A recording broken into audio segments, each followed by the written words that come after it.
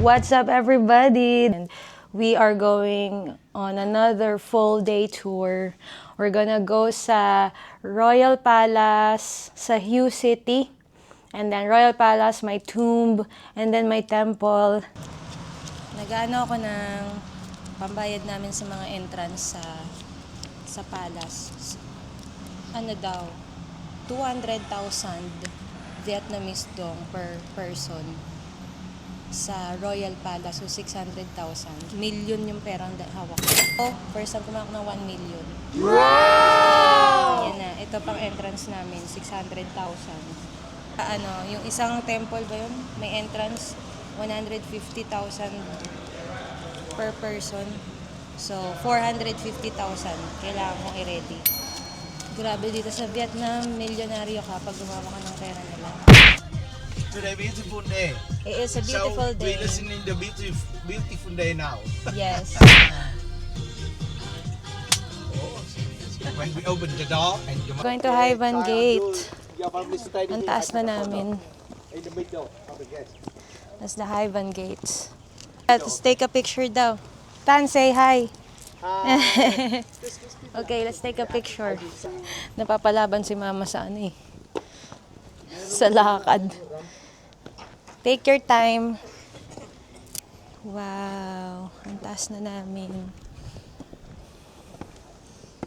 And from here you can see Langko Beach belong to Huế. And we will become town and we stop in Langko Lagoon nearby Langko Beach. Okay. That's Hue. Dito daw yung mga Amerikano nung bomba nung may American War dito sa Vietnam. Yan, magpipicture ulit kami. Pinipicture lang kami ng tour guide namin eh. Wait for me! Okay, you stop. Okay. It's oyster farm. It's all broken. Oyster Farm. Oyster farm and pearl farm. Okay. Because good water. The pearl farm is good and nice, so very cheap. Okay. Same. We're here now sa ano yung tawag yung lagoon na may oyster farm. Ayun yung oyster farm. Watch yourself. Tawid kami. Magpa-park lang daw si Than. May tigilan din dito, may mga kainan, coffee shop. And that's the oyster farm. Nag-aano rin daw sila ng mga pearl dyan.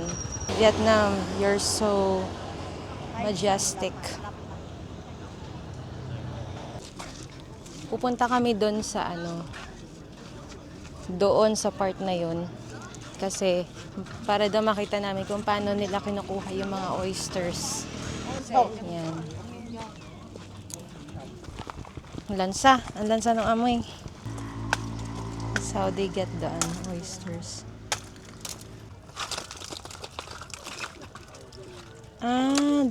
Pala, yun yung gulong, tapos dumidikit dun yung oysters, tapos sinatanggal nila ng ganong way. Ayan o, iniikot nila yung gulong, tapos nagsiseparate yung oysters. And then that's the oysters. Sabi niya, they bring all the mga wheels down there. In the water. And then it stays for like 2 to 3 months to get the oysters. And then inaahon nila yung mga gulong to take them out. Ayos, clever idea. Tanungin mo mama magkano? Ang nanay ko gustong bumili ng mga pearls. Let's see. Ang gaganda nga naman kasi. Very nice. Then may mga necklaces din sila. Mga daw mga galing din sa oyster farm.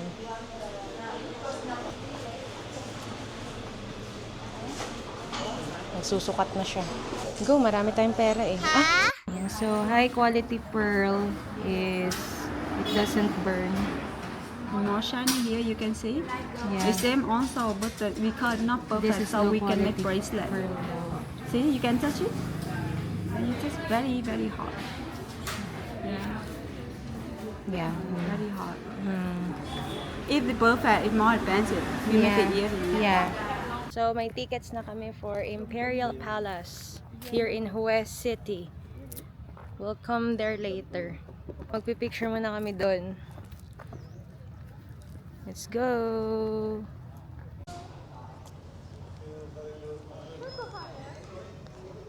Pasok na kami sa Imperial Palace.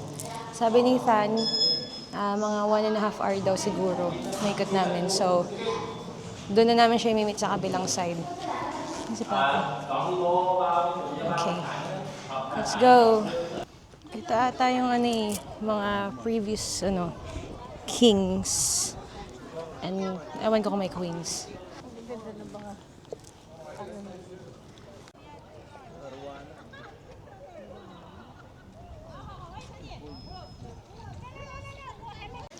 Dito kami sa palace ng king na parang sa mga Korean dynasty, pero Vietnamese dynasty. So bawal ang cameras, phones, cap bawal din. So kami ay magsa-stop muna ng filming dito. Ayan.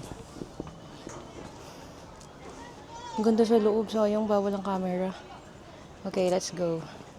Ang masasabi ko lang, ang laki ng lote ng Imperial City. Napakalaki niya. Ang dami pang maiikot. Ang lawak pa ng lupain ni Emperor. Yung automatic payong ni Than. Oh, bumalik! Ayaw magpapayong. Ito yung mga sinaunang buhay.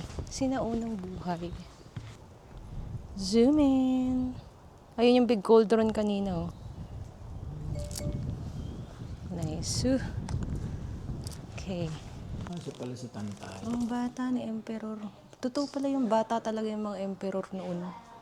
Yung tinetrain maging Emperor. Parang ang ikli lang ng binuhay niya. 18, tama ba? Syunga-syunga sa mat. Sino daw yung mga yan? Emperor Baoday. Ito. Sino naman yan? Si Emperor Baoday. Wow! Sinagot nilang. Look at that. Ang bata talaga ng mga emperor. Oh, ito parang binata lang. Emperor na siya. Parang wala silang choice. Kailangan nila mag-emperor. Para siyang ang tingin ko sa kanya parang palasyo ng queen. Kasi parang pang girl yung design niya eh. Oo. Tapos kasi usually meron sila magandang garden. Pero Korean drama yan. Korean drama yung basis ko. Kasi ayun may magagandang bulaklak. Tapos dito sila dito sila nagliligawan. Ha? Yan, di ba? Ganito. Diyan sila nagliligawan. Or diyan sila yung nag-uusap para magtanan. Ang ganda oh. One of my favorite palaces so far. Sinabi ng do not touch, napakulit. Buti na lang, nanonood ako ng mga K-drama na may mga Korean dynasty. Although sa Vietnam kami. Ang hula ko, itong palasyo is para sa reyna. Tama nga, for the empress. For the empress siya talaga. Kasi pang girl, may mga bulaklak. Asawa niya, ni Emperor. Wow, it's so nice.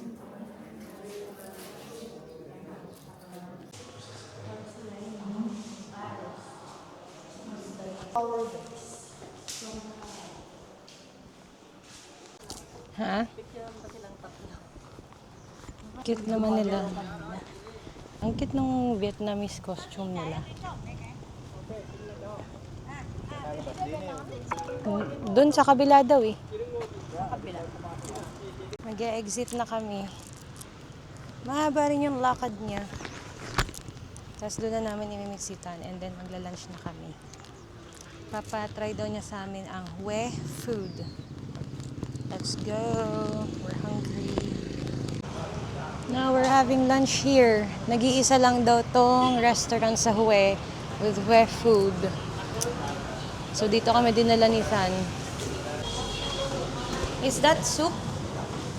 Snail, small snail. Ah, okay. What's that? Vietnam we call a name, but I don't know how. Papa order ng beer. With ice, no coke. With ice. Yeah, he's gonna show us how to eat. This is Hue food. Come on, you try. It's hot.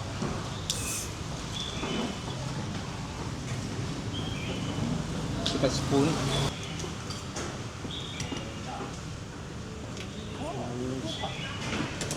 Okay, let's try this dish. That dish. Hue food. Para siyang tamagis ng Pilipinas. Okay. Parang ang tamagis. Got small small clams daw siya with some siya, if you little little fish. some let's get a good one. I like it. I like this one. Mussel noodle. This is only a Hue dish. Very only here. On Hue. Spoon way Ang noodle. weird yung itsura Noodle. niya. Kasi meron siyang Noodle mga with this Pero like ko after siya. we try. Nagmamatch siya dun sa ito. This one.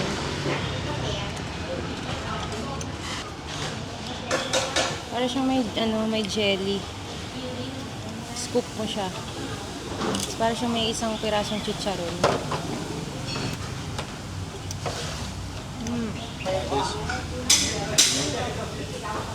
Ah, okay. Like Korean.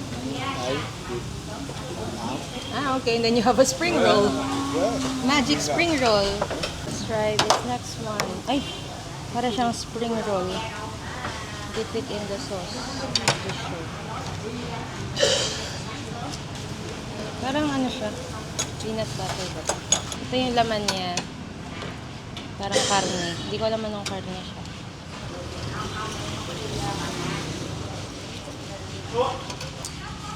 Wala pa ako doon sa karne.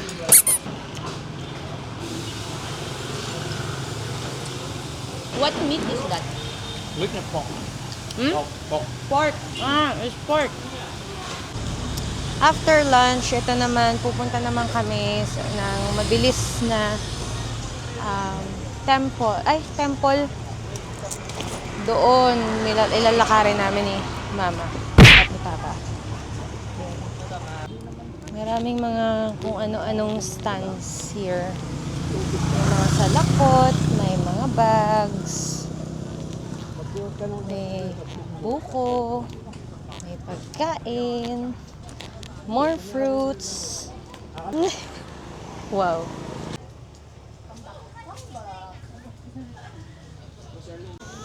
Ang ganda talaga ng mga damit nila. I love the Vietnamese national costume. I love it. Let's go to this, what is this? Ayun, taas oh. Akit ka, Mama. Let's go, Mother. Let's go.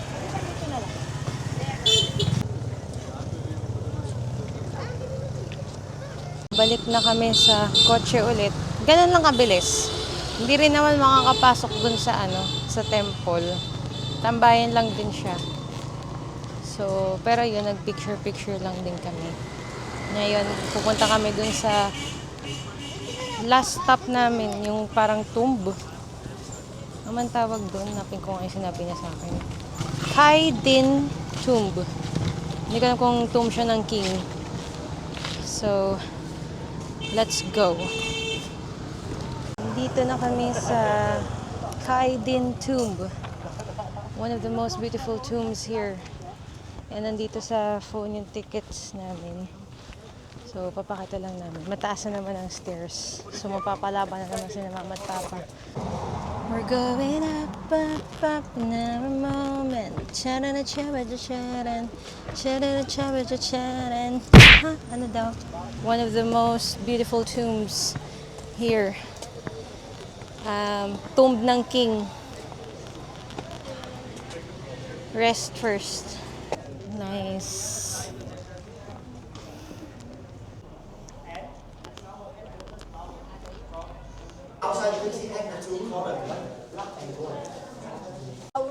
Actually, ang dami ng stairs kasi pataas siya ng pataas ng pataas. Ayun, ang taas na namin. More stairs. So, kung may mga kasama kayong seniors, medyo alalayan nyo. Hindi siya advisable sa sobrang may mga problems sa paglalakad. Inakyat pa dito talaga? Hindi ba siya nagpahirap sa mga tao? Siyempre, king siya, kailangan special. Andun pa sa taas yung tomb, more stairs. Let's go.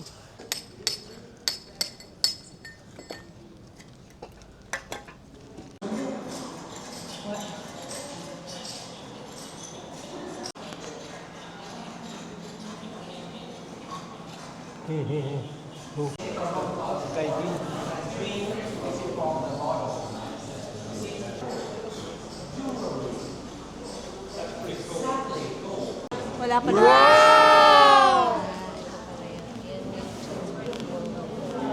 Ganda. Wow. Grabe talaga sila mag-support kay King sa mga kings nila dito. Grabe, every ceiling, every wall, punong-puno ng details. Look at that. Wow. Nandun daw sa ilalim ng statue yung niya, body niya.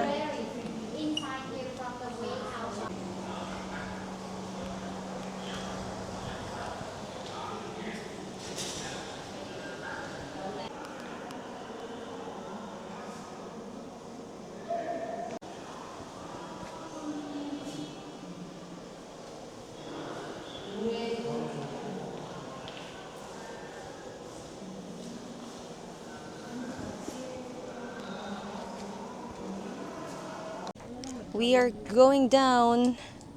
Medyo marami daw siyang haters noon ayon sa history.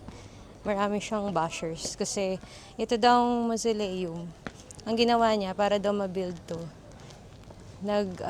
utos siya ng increased land tax sa mga tao ng by 30% para magawa tong mausoleum na to.